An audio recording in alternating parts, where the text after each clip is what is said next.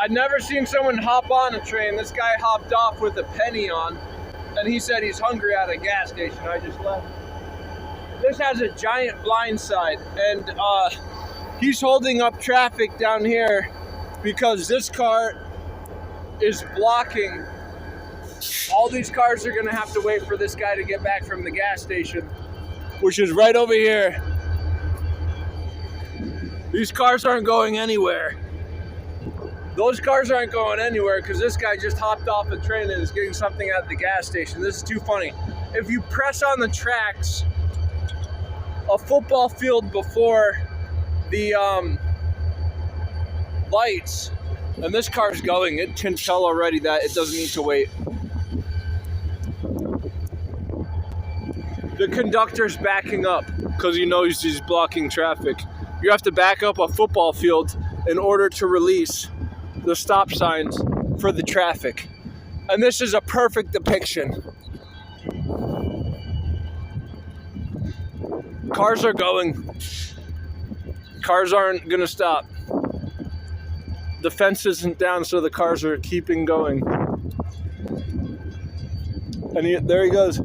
He's getting back from his job.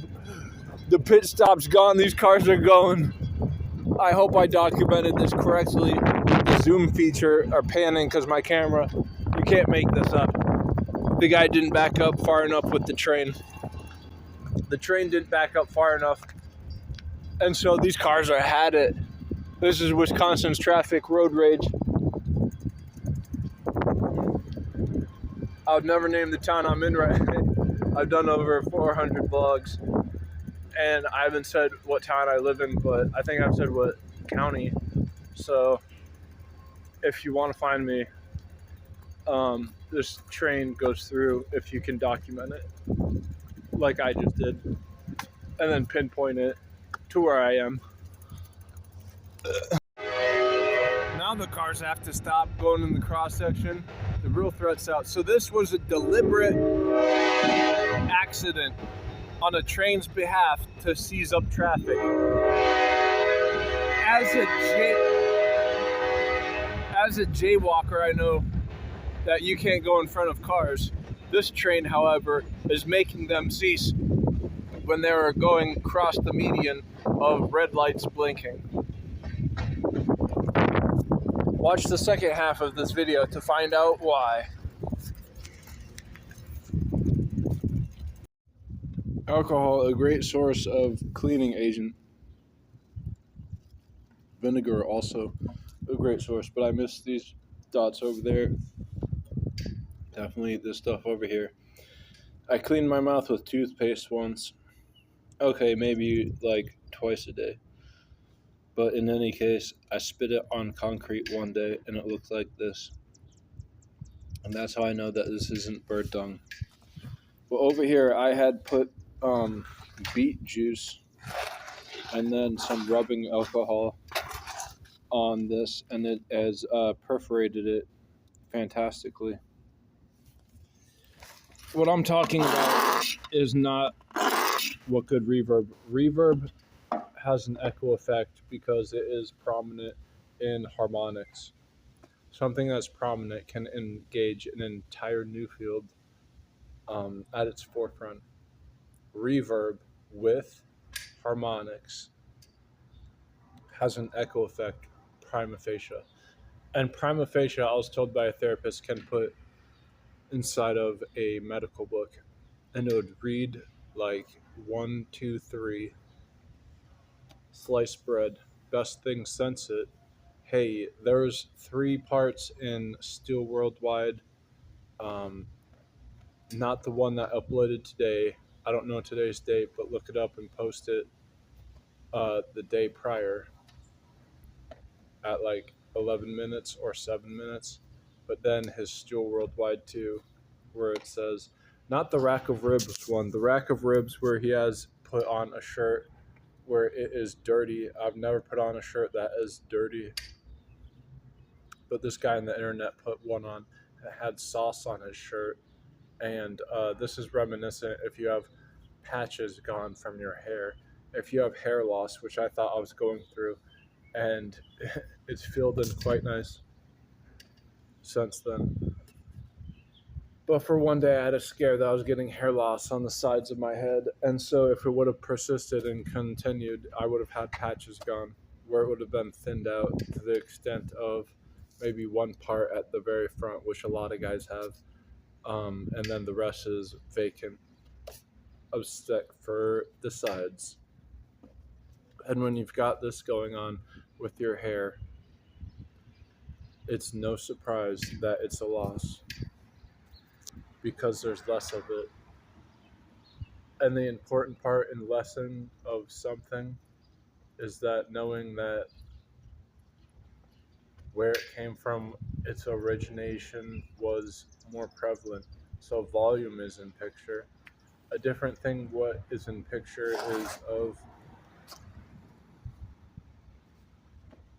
how much vinegar and alcohol is used as a cleaning agent as opposed to just warm water and soap.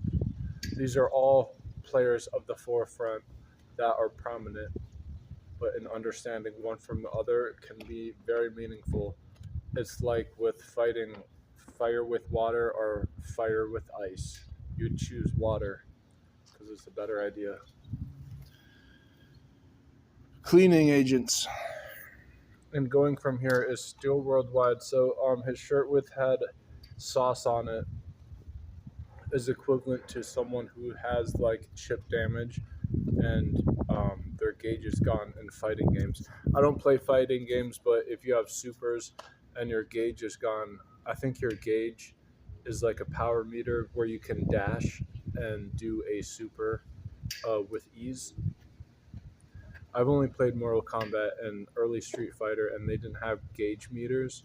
So these meters are new, but ostensibly they're allowing you to do supers with these. And I'm not good with dashes. I don't know what dashing is other than in real life when people do it. But if that's connected to a gauge meter, it's easy to see the difference of the two. If you're having meterless dashes, you'd get caught with the whiff punish. Classically,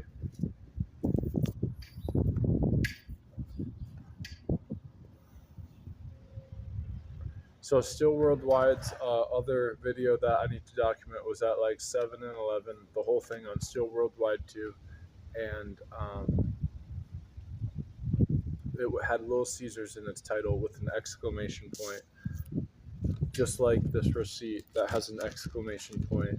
And we're going to draw our attention to it because it also has cryptology inside the receipt. And I asked for one. They didn't want to give me it.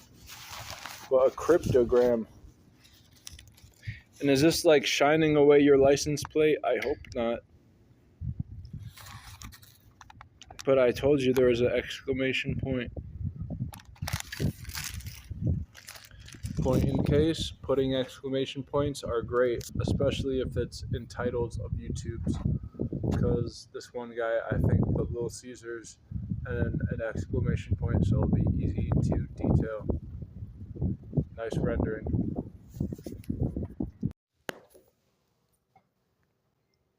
So the surprise, people say they love surprises, and one of them can be acoustics. If you don't know the measure and the range, how fields collide, things that are prominent. Surfacing, echo effect, because it enhances in a repeat. If you have reverb, it puts over an echo effect. These can be accomplished in closed loop systems, mainly if you're upstairs or downstairs. But when you're upstairs, it's known to have ceilings that curve as opposed to downstairs where they're flat because it's harder to curve ceilings if you're downstairs.